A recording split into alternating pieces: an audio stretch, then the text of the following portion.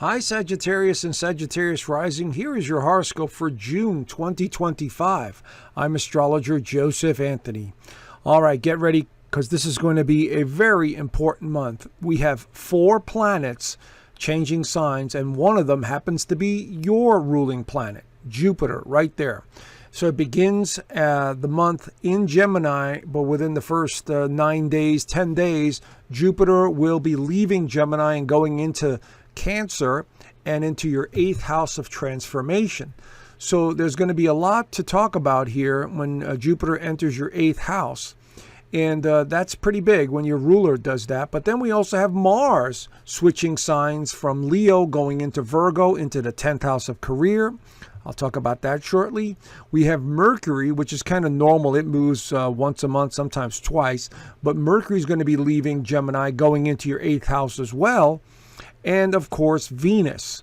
Venus will be leaving Aries and going into Taurus and your 6th house of daily routine, health, and service. So you can see here we have quite a few planets that are on the move.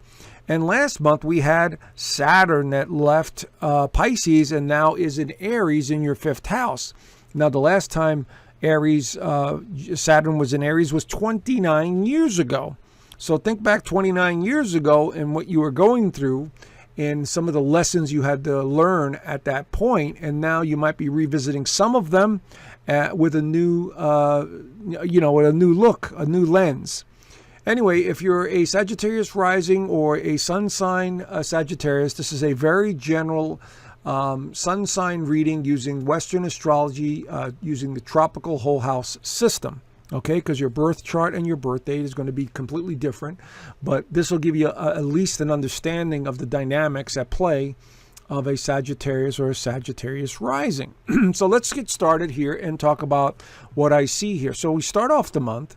We have the Sun, Mercury, and your ruler Jupiter in the 7th house of relationships. So this is all about connecting with other people. It probably started last month.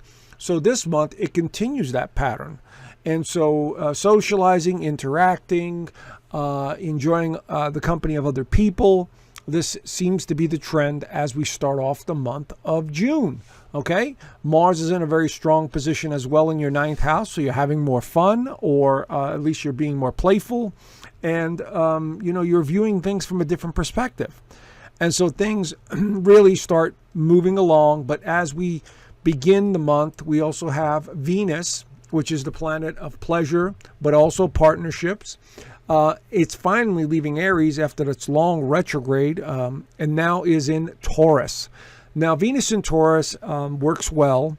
Venus is one of the, Taurus is one of the signs Venus rules. Libra is the other. And so this is about getting back to the basics, the fundamentals.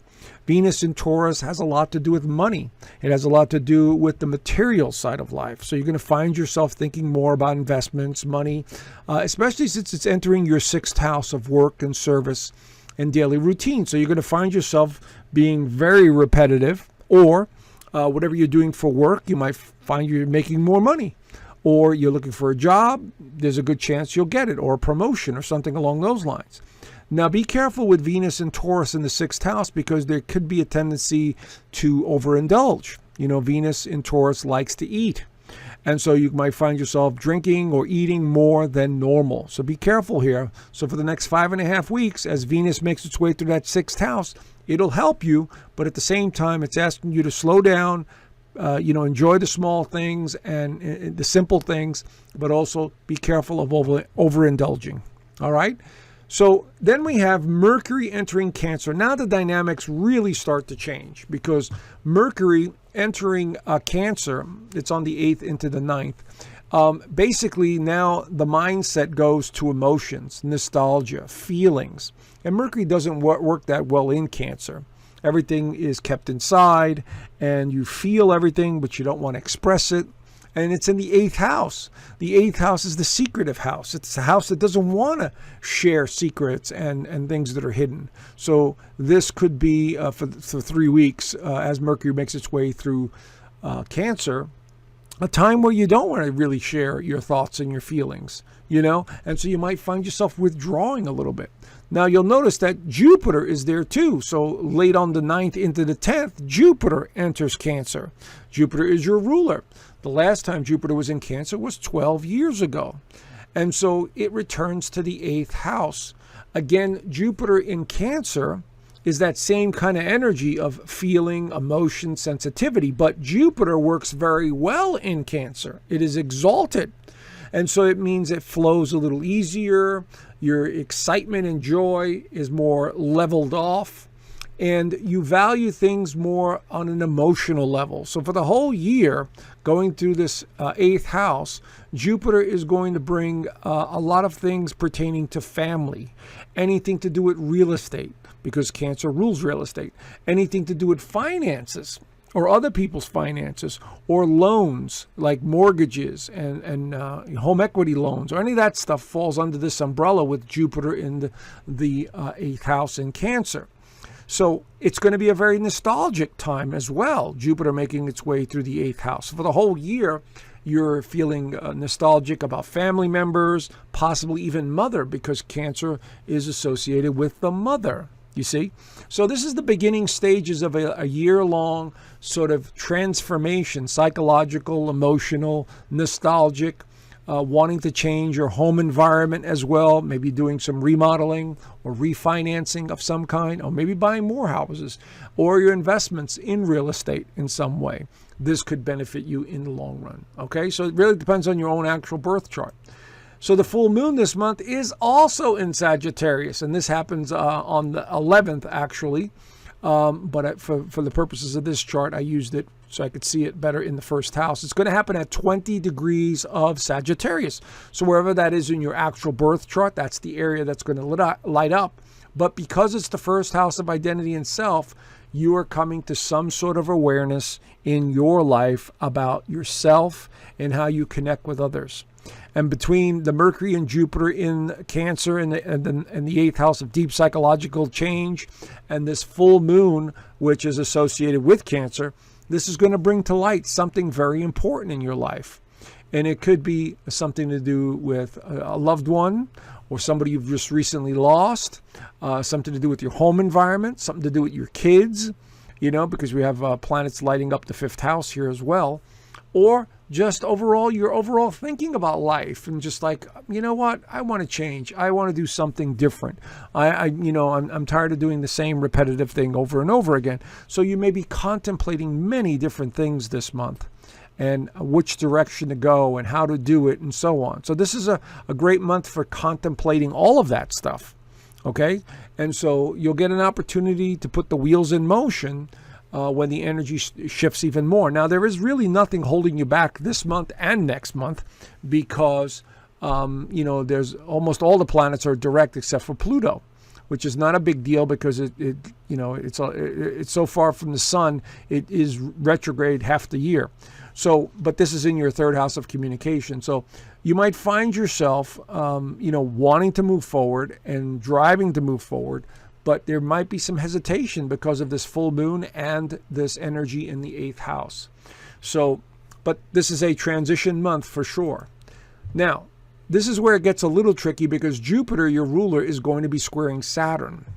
There's Jupiter at 1 degree, there's Saturn at 1 degree. So there's some dynamics here that are at play that could involve a child. It could involve the loved one, such as a father, because Saturn represents father. Jupiter represents mother. So are you having any issues with your mother or father? Are one of them doing okay health-wise? Are your children okay? Are they having trouble at school? Are they needing money? Is there funding issues? These are all the possibilities with this Jupiter square Saturn. And again, it really depends on your own actual birth chart. But generally speaking, it looks like family dynamics are on the table here around the 15th that you'll have to address. And it could be anything from financial obligations, debt, or someone's health is not doing too well. So there's an adjustment period here that's going on. Now, speaking of health, Mars enters the sign of health, Virgo, on the 17th. Mars here has finally left Leo because of its retrograde, and is finally now in Virgo in your 10th house of career and status. So Mars in Virgo absolutely has us focusing on our well-being, psychological well-being, our physical well-being. In the 10th house, it's about career. It's about being seen, being heard, and paying attention to all the small details. So Mars is going to be in here for about 6 weeks, going through that 10th house. And so you're going to find yourself focusing more attention on your work, more attention on well-being or caring for another. That seems to be the trend here this month.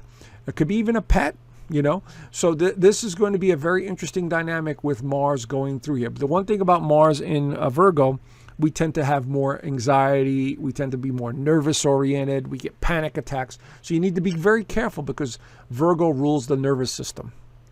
So I'm not saying it's going to happen to everybody, but there may be some people that this activates their digestive tract or their anxiety. So be careful of this in the next 6 weeks as Mars makes its way through your 10th house.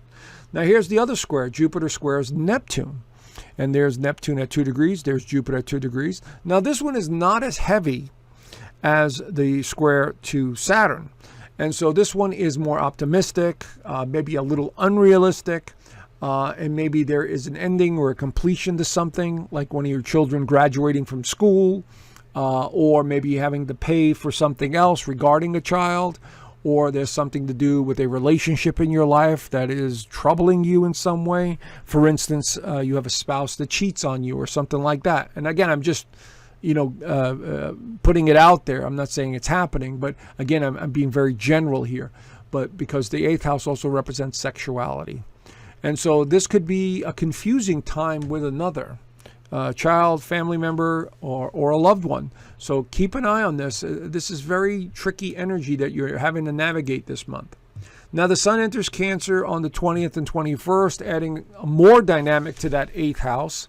And the sun in Cancer is, shining a light on the hidden realm of things. And again, we're talking about Cancer, the home, feeling, and foundation, and family. And this is going to bring to light all of that stuff once again. There could be a lot of emotion around this alignment with the sun going through Cancer with Jupiter. And by the way, the new moon will also be in Cancer, very closely aligned to Jupiter. So you can see here, there could be some great opportunities here for something to do with real estate or moving in, or someone moving in with you, or some sort of financial gain through real estate. But whatever it is, it could also be nostalgic. So something new is opening up in this area for many of you. Maybe you're going to, sell real estate. Maybe you're going to sell a property. Maybe you're going to, buy a new property. Maybe you're thinking about land. Maybe you're thinking about spending more time at water. Cancer is a water sign. So this is going to open up an opportunity in the next 2 weeks to venture out and dive deeper into your projects and endeavors. And on the 26th, Mercury will help out a lot when Mercury enters Leo, which is a very positive alignment, and it's in the 9th house. So the optimism will return with Mercury in Leo, okay? Anyway, there's the basic overview for the month. If you want to know more, I do an extended version of this horoscope in my Inner Circle community, as you can see here. And I do the weekly astrology overview for the members, and they really enjoy that. I also teach astrology in the community. And every Sunday, we're on a Zoom call interacting with each other, and members send me their charts so we could take a look at them, and I could answer a few questions for them. And we go back and forth, and we go over, main events that are going on in the world. I make some, predictions. I see trends, and I could talk more freely, obviously, in my private community than I can here on YouTube. Anyway, so consider joining. There's a link down below. There's a 7-day free trial, so there's no obligation. And I hope to see you in the community. Have a great month, and I'll see you soon. Bye for now.